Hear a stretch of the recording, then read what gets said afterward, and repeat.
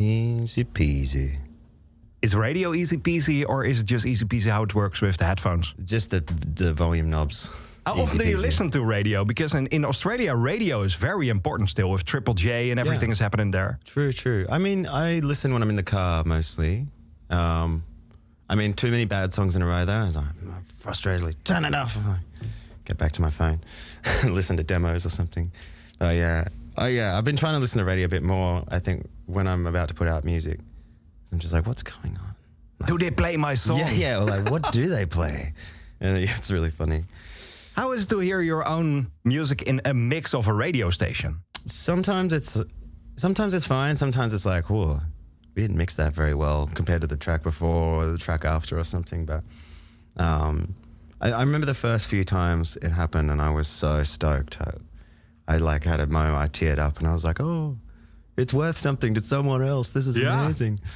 But at this point, I'm kind of like, I'm just stoked that I still get played in certain places and stuff. It feels good. So, do you discover new music while listening to the radio? So, yeah, I do. Sometimes it takes a lot for me to be like, that's a good song. Yeah. And go and search it. But definitely a few things recently have gotten me. Do you know Big Pig? Yeah. Man, I think she's great. Like every song that she's put out, I'm like, that's a fucking good song. Oh, sorry, I shouldn't swear. You can swear. It's the Netherlands, mate. Hey, awesome. Yeah. No, I was. Yeah, I'm so solidly impressed. Like with the production and melodic choices and her voice and stuff. It's really, it's very good. But is it that you are a producer yourself, a musician yourself, that you not get excited very often while listening to new music? Yeah, it probably plays a factor in me being maybe more critical.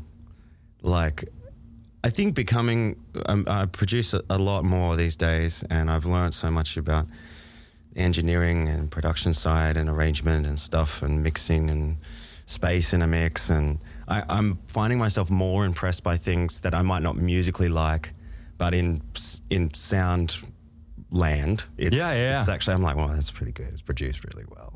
Like can't fault it there. So I definitely have more criteria than I used to. It's just like a critical singer or something, Yeah. But when you go to a movie as well, there is a lot of produced music in it as well. Could you go to a movie? Yeah, I can go to a movie. Without being critical? Well, I see your face. Sometimes I'm like, it would be good if my song got on this movie. I actually went and saw, I've got a 5-year-old. I took him to see Lyle Crocodile. And I didn't know it was a musical movie until I got in there. It was like, oh, this is like a half musical. I was like, oh my God.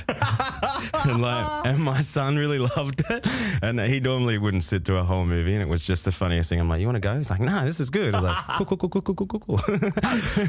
It was actually quite a touching film. It was a lot of people maybe ragged on it, but I liked it. Welcome back in the Netherlands, man, because it's been a long time. I saw you play in 2019, the Down the Rabbit Hole Festival. That was, for us, the start of this radio station. We started in 2019. Whoa. It's 2 days for our anniversary this time. We started in February 2019, so that festival was a milestone for us. But how was it for you? Was it like any other festival? What do you remember of Down the Rabbit Hole 2019? Down the Rabbit Hole, I'm thinking of Lowlands. Down the Rabbit Hole. That's near a big lake. There are some. It's kind of a beach festival. It's in the woods some place. I don't even know if I can remember. Maybe I do remember that. That was in a period where we were at festival every day. Yeah, but that's it. In a different country. Yeah, I'm trying to think if that was the one where we flew. We had to play another show that night in Norway. And someone got us like a private jet, and it was hilarious. It was really the most deluxe story ever. We ate sushi on this private jet, and then because we come from Amsterdam, the cops were all over us when we got on the tarmac, and I smelt a little bit like contraband, which was funny trying to explain that to them. We got detained for like 25 minutes, and they finally let us go because the festival in Norway was like, you got to let these guys go if you're not going to charge them with anything. They called the police in Amsterdam? Well, no, they didn't call the police in Amsterdam. It was like the Norwegian police were like waiting at the tarmac. Really? They knew this private jet had come from Amsterdam. And yeah, the dog just picked it up on me. I didn't have anything. It was so funny. It was a little bit scary for a moment, but they were just power playing us, just like, But that's scare us. that lifestyle that you play a festival gig over here and in Norway in the evening. That's insane, right? It was a big day for us. Yeah. That's not normal. I know, I'm not getting private jets everywhere. That would be silly. Do you feel like you are even a bigger star than you are? Because you are big. A lot of people are listening to your music. When you are on a private jet, how do you feel? I felt like I was cheating the system. I was like, I don't belong here. But no, that was one of those moments where I was like, have we made it, guys? Like me and my band from Australia. We'd never taken so many pictures on tour, just like that 1 hour trip. Just like, here's me in another seat on the plane. So, yeah, it's very funny. But after that, you did a lot of shows, but then it was taken away from you. Yes. How was to be stuck at home? You were in Australia, I think, back. Yes. I actually really enjoyed it. I'd been touring pretty hard out for 3 or 4 years, non-stop. And it was a really welcome break for me. I actually, in the time, built a studio, which I've been running all my productions out of, and started a small record label in Australia. And we've signed four acts that are all very different. And I've had 2 kids, I didn't have them, obviously. That would be crazy. It's actually been really nice. I've been very cooped up though. Even my partner was like, when I was getting on the plane to come to Europe, she was like, go. Get out of here. It's enough. I'm sick of you walking back and forth from the kitchen to the studio. So, it's I really enjoy it. I love producing and writing for people. It's really fun. So, it hasn't been a struggle for me, which I almost feel bad because I know a lot of people really struggle through that period. And for me, it was like, oh, thank God, I can just relax for a second. Yeah. But then you have to relax 2 years almost, because this new album started in 2022. That's last year. Yes. What did you learn or achieve in that period? Are you good at making banana bread now, or are you gardening? Is your garden green now? What did you learn? Wow, that's a good question. I actually, outside of music, not much. So you're not a big cook now? I mean, no, not really. I have started cooking a bit more at home, which is pretty funny. But I'm terrible at it. I do good eggs. Special? I can do good really? eggs. Yeah. Like I'm getting really good at poachy boys. Like making them poached, just getting the nice golden stuff still runny in the middle. But that's a great thing. Yeah, not bad. I'm getting pretty close to just consistency all the time. But I'm good at making my son baked beans on toast. It's a specialty of mine. And sushi. We've been making it's not very hard. Just a bit of sticky rice and fry some chicken out. It's the thing you had on that private jet, and now you make it yourself, mate. I just want to keep going back to that memory as much as I can. Last weekend you played a tiny show in Amsterdam. After all the big fucking gigs you did, is it scary to be you can see literally everyone? I kind of it is different. Yeah, it's more personable, and I think it's more powerful though, a smaller gig. If there's too many people, you tend to sort of switch off a bit more from the group emotion. Whereas when it's, when there's only 500 people in a room, you do feel everyone's intent there, and they feel you and you feel them. Yeah, very much so. Yeah, it's been really lovely doing some smaller shows, and it's been good to talk to people afterwards too. Because I think when it's bigger, you're just like, I can't really go out and be like, hi. Like, whereas when there's only maybe 300 or 400 people there, it's like there might be 50 or so that might want to have a chat, and they're all such lovely human beings. And it's nice to sort of do that and be in touch with why people come, and yeah. And people can tell their stories about the new music that is out now. There are 2 new tunes in the world. Yes. Is there a main story people tell you? What they feel in your new music, maybe. Is there a general theme you hear back? Not really. I mean, it's different everywhere I go too. I feel like over here maybe people understand where I'm coming from more than back home. Yeah. Oh, really? Yeah. I think they get the depth of how I've feel when I write and how it comes across. And I put a lot of effort into it. You know, I'm very rarely phoning things in the studio, in writing sessions, or even playing. So I feel like that I get a genuine response from. It's sort of less like, oh, can I just take a picture for my Instagram, and more like, thank you, man. And I'm like, oh, wow, yeah, it's really heartwarming when that happens. It's like, you get it. That's sick, you know. But that's the big goal when people say thank you. Yeah, it means a lot. Yeah, wow. Yeah. So then the connection is real, what you make to the audience. Yes, yeah, that's the goal. When was the first time you achieved that? That someone went up to you and said, okay, thank you, Matt? I think there was a couple of times in the States where it happened, and maybe a few times in like Norway. I remember my music went weirdly big in Norway for a little period of time. And I remember like just walking down the street one day, just ignorant as anything. And every second person was like stopping me, being like, oh, that song, that's this song here. And I'm like, what? How the fuck do you know this? Like, it's like, and it was very strange. But I can't pinpoint the exact moment, but maybe a few years ago it started happening, and it was very rare, but every now and then someone would be like, I see you, man. That's amazing. Yeah. Now you're back with this new record. It's out on the 24th of March. Yes. In a few months. Yeah. There's still big things happening with vinyl. Is it for you as well? Or do you have your own vinyl already? I have the test pressings, which have been approved. It's almost there. Yeah, it's been hopefully. It's a huge backlog. Yeah. I guess, probably post-COVID, been a huge bottleneck of artists wanting to put records out, and probably fewer and fewer vinyl pressing places. Maybe you could start your own vinyl pressing. I've been looking into it, actually, because I wondered how you would do like ecologically friendly vinyls that wouldn't deteriorate, which I think is impossible. But there are a few people doing it. I think there's a company in Copenhagen that do it.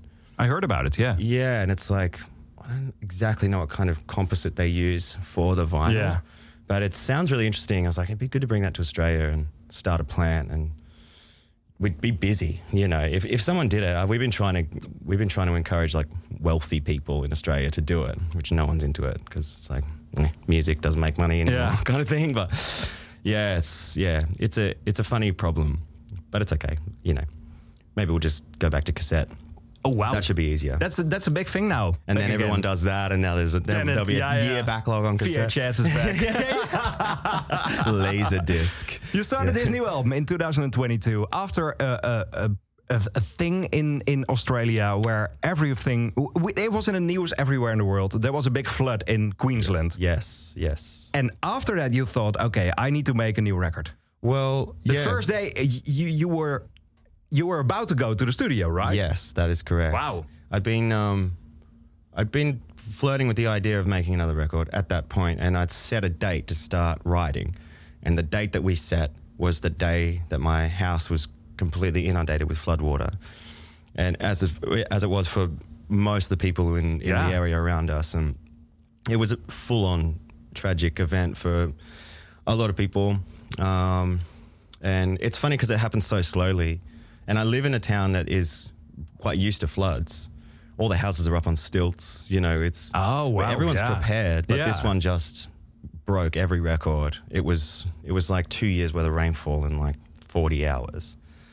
And, I woke up in the morning and there's cows like swimming past my balcony from a field across the river. Just really sad,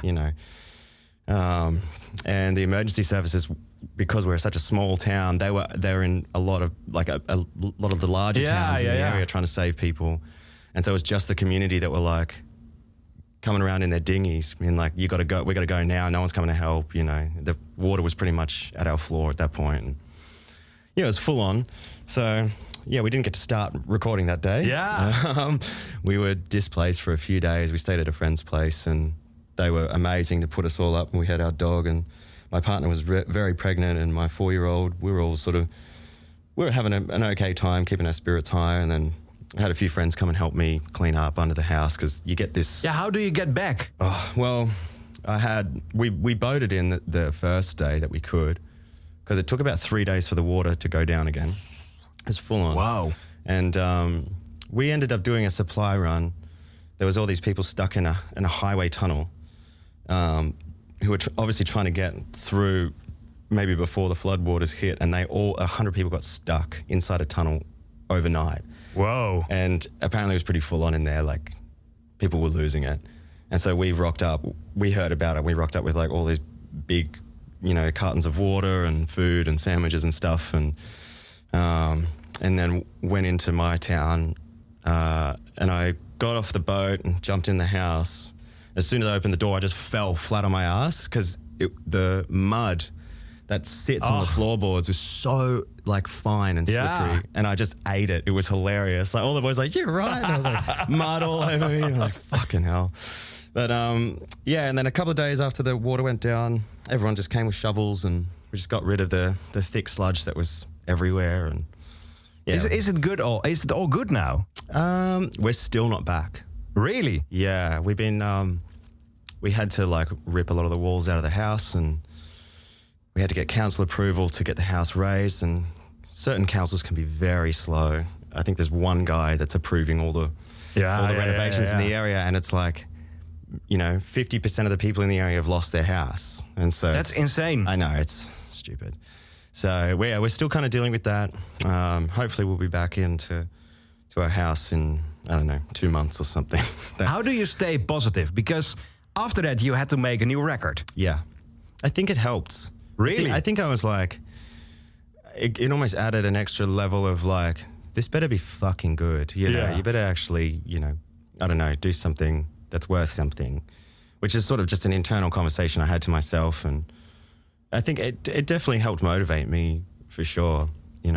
It's sad that I need something that fucked up to happen to be like, oh, let's make some songs. Yeah. But I mean, again, already had planned to do it, but I think, definitely it added another layer of, emotion to it, so to speak. So. And you said that you're now at the point of life that you can accept the good and the bad. Yes. Was it at this point you had to accept that or learn that? Because you have to come to a point that you can say something like that. Yes, I think like having kids also helps with that. Yeah. But that was such a massive thing. We didn't have insurance either. Oh wow! I'm a very smart boy. It was a heavy hit for me, and I think there's nothing you can do. So you just kind of go, okay, cool. Like I have two choices here. I could wallow in my own fucking pity, or just get to it. And I was so thankful to have such good friends. My friends really showed up in the days prior. Then they are real friends. Yeah. It was actually really, it made everything better. Just by people going like, oh man, I heard I'm on my way. I got my shovel, I got my wheelbarrow. Let's have some beers and let's sort this out. And it was great. The whole community felt like that. And so there's always silver linings, That's it. Yeah, we try to find as many as we could in the process because, otherwise you just end up being bummed, and doing nothing good from that place. So, But a lot of artists are suffering with their mental health nowadays. Yes. Touring after COVID is a thing. A lot of people are canceling tours. It's how is it for you? How do you look at touring after COVID? Is it something else for you? I struggled with the concept of even coming here, like to Europe. Yeah. I'd spent so long as a homebody, and was happy there. And, the world, I think Australia's a funny place because we're very insulated, And I think there's a lot of fear mongering and stuff about what's going on in the rest of the world. And, I was sad to leave my kids, and I was, I don't know, it was a lot of questions in my mind, like, oh, no one's even going to come to these fucking shows. And like, COVID, I think really has damaged live music dramatically. Definitely. And, there was a huge, I think it's changing now. I think everyone's like, cool, it's fine. I can go to a show. Yeah. I'm not going to die.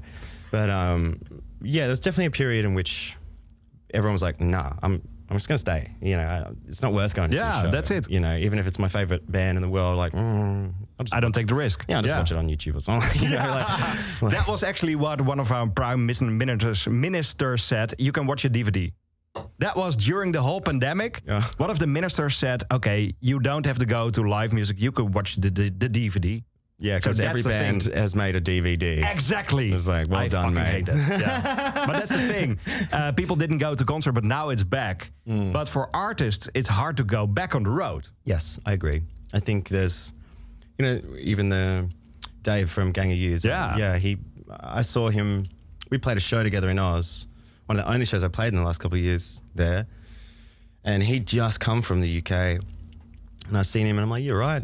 I just saw it on his face. He's like, not really. Yeah. And I was like, shit, man, what's going on? He's like, I got to do this. I'll talk to you after. He seems so frazzled. Mm-hmm. And I think he was just exhausted, having to deal with the stress of so much uncertainty. Everything's changing. I don't know if he's starting a family or not. I don't know. Yeah, he married, I think, a few he's years married. ago. Yeah, totally. And I think it just got too much. And it's taxing, Yeah. It's, But it doesn't seem like it should be. Because it's like, you just go around and have fun and you'll play some songs. But I think if you do that, to a rigorous schedule on repeat for multiple years it's without insane. any consistency, it definitely, can be tough on your mind. Yeah, for sure. And so, I think it's good that there's a huge conversation around it anyway. I think that's for the first time now, because normally you don't talk about mental health stuff, but now everyone is talking about it. Yes, correct. Yeah. And it's open. Yeah. That's it is good. a thing. Yeah. And there's tolerance, It's not like, I think 10 years ago, if you were to say that, everyone would be like, fucking harden up, you pussy. Like, just fucking go and do your thing. Like, whereas now it's like, this could lead to... Take your time. Yeah. So. But it's with a lot of new artists who went overnight during COVID as well. A band called Wet Leg, Yarded, Sam Fender. Yeah. They didn't tour a lot before COVID, and they went fucking huge during that time. And now they need to take every plane to Australia, America, the Netherlands. It's a lot for your mental health. Yes. How was it in your early days? Because a track like Brother, it went fucking well. Yeah. 14 million people listened to it on Spotify. Yeah. And then you are a big star and you need to fly. Everyone wants something from you. Yeah. I think as a younger person, it's hard. Now I understand it's a part of the job, and you kind of put your armor on and you go, it's all good, know. But I think it's the younger you are, the harder it is to not get swept up in it, for starters, and think you're the fucking man. Because that's a huge thing too. That I think a lot of people, they get this whiff of success and they change, and they start alienating everyone around them. And then the other side of it is that they freak out and they go, I don't want to do this. I don't want people to see me like this. I don't want to be presented this way.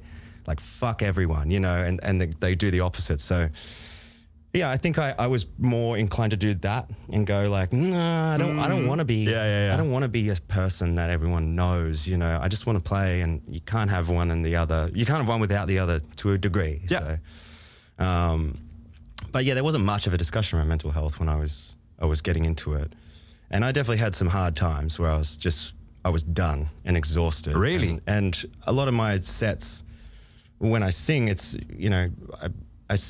I have a lot of dynamic. And there's a lot of I'm not just like, shoegazer music, just like, it's a fun show. Like, it's definitely. Yeah. It's a bit of an athletic, singing. A lot exercise. of energy and it's. Yeah. So it got pretty tiring, But I'm complaining too much. It's now fine. You're back with your new music, man. It's out in the world. There are 2 songs out in the world now. In March, this new album. It's almost there. Are you ready for this release? Because I'm really excited about it. Actually, I think I'm really proud of this record, and even the couple of shows that we played a few new songs, maybe five from the album, the new album, and they've just felt great to play live. Awesome. That was sort of the reasoning behind making. Well, that was some of the guidelines behind making the record. I was speaking with Chris and Al and Nat, the 3 people that helped me make the album. We just made this rule of like, it has to be playable live. I mean, the record I did before, Rainbow Valley, I just added layers and layers of can't play everything. Fun sounds and stuff. And it has been really difficult to play it all live and get it across. Yeah. Whereas this bunch of songs feels like if there's 4 other people with me, we can get the job done, and it sounds great. That's the songs great. feel good. Yeah. And now you're about to play the whole world again. Yeah. Is your family going on tour with you? Because now you're here on your own. The family is back in Australia, I think. Yes. How do you keep in touch while being... I just answer the phone whenever I am called. You know what I mean? Really? It's like if I'm like in the toilet, if I'm like like halfway through a gig. No, not halfway through a gig. But like, yeah. Deep at night? Yeah, normally. I mean, you know, my partner knows what the time difference is. She's pretty good. But I think that's just constant communication. And yeah, I hope they'll come next time. I mean, we're going to be here in September, do some like nice big shows. And, gigs. Yeah, gigs. Big gigs. Big gigs. So I hope they'll come for a little bit of that. Even if we can just get them, they can have a little house that's a base and they can kind of fly in and out. And I would hate for them to be on the bus. Not for their sake, I mean, it'd be fun for me, but like our 5-year-old on a tour bus would be hilarious. Yeah. It would be a mess. Maybe we'd have to get a separate bus. But anyway, yeah, that'll hopefully be great. And I was thinking about even starting a new record this year anyway. Really? Wow. I've written a few cool songs recently that I'm like, maybe I could just back it up. Is it in the vibe and the sound of Disney album, or is it something else again? I think it's something else. I think it's a continuation of themes from a few of the songs, but yeah. I'm throwing more and more caution to the wind when I'm writing now and just being like, I like this kind of music, so I'm just going to do that. I'm not going to consider anyone else's opinions anymore. But that's the thing nowadays, right? You could make every music you like because an album could be a mixtape, and next album you could do something like this. I saw that David Bowie documentary, and he said if an artist make the music the audience like, they make the worst music ever. So you need to make music for your own and then put it out. Yes, that's a very true statement. Yeah, I agree with that wholeheartedly. It's hard to have the confidence to decide that you like something in the creative space. And I think when you find that and you back yourself, it does yield really good results. So I feel like that with this record and definitely the stuff I've been making more recently for the next album. Probably shouldn't be talking about. But yeah, it's good. And I think the older you get, the less fucks you give. Yeah, you know, you're just like, I don't really care what if they're going to like this or not, as long as it feels good to me. Surely. That's the true thing about making music. Yeah. A lot of artists are moving from Australia to the UK or to the US. DMAs, I think, are leaving now in the UK. Gang of Youths are leaving in London. Yeah. Have you ever thought about leaving Australia for good, maybe, or for the time being? No. Why is it that they are all moving to the UK? Is it because It's probably because it's cheaper to tour, right? Yeah. Like if, moving your whole band. I don't think so with all the Brexit things now. True, but that's true. Yeah, that's adding a layer of complexity. Yeah. But, for me to bring my whole band from Australia to Europe is expensive. No money will be made on the tour. Really? Yeah, and we got to sell a lot of merch to break even, kind of thing. Wow. So, I mean, I'm really thankful. I've got these great players from the UK now that are sort of my international band. Yeah. And they're weapons. So we did 4 days rehearsals and then jumped on this run. And that's how good they are. And they played everything? Yeah. Smashed it. Yeah, absolutely smashed it. So, yeah, I'm very, very blessed to have them with me. But yeah, normally it's a mission, Yeah. and it's like 30 hours to get anywhere from Australia. That's incredible. Yeah, it's horrible. Yeah. We are an island. Still. Very far away. Yeah. But the world is open. You are touring now with the band from the UK. Yes. Yeah. Are the guys from Australia jealous that you're touring with them? I think they're good, and like they're such good friends first, and they understand more than anything. Yeah. Like, they're probably also thankful. They're like, oh, sweet. We can stay at home. Fuck yeah. Yeah. Have a good one, man. Yeah, bye. So, yeah, it's... I think it's totally cool. And they'll still tour with me in Oz and stuff. And, yeah, we're doing a run, I think in, I don't even know, April, May? Maybe May, yeah. So... I should know that. But it's not April yet, so you have to look at your agenda. It's all good. Yeah. Matt, thanks for coming to the studio. We're going to play the new tunes on the radio and see you later this year for some great big gigs. Big gigs.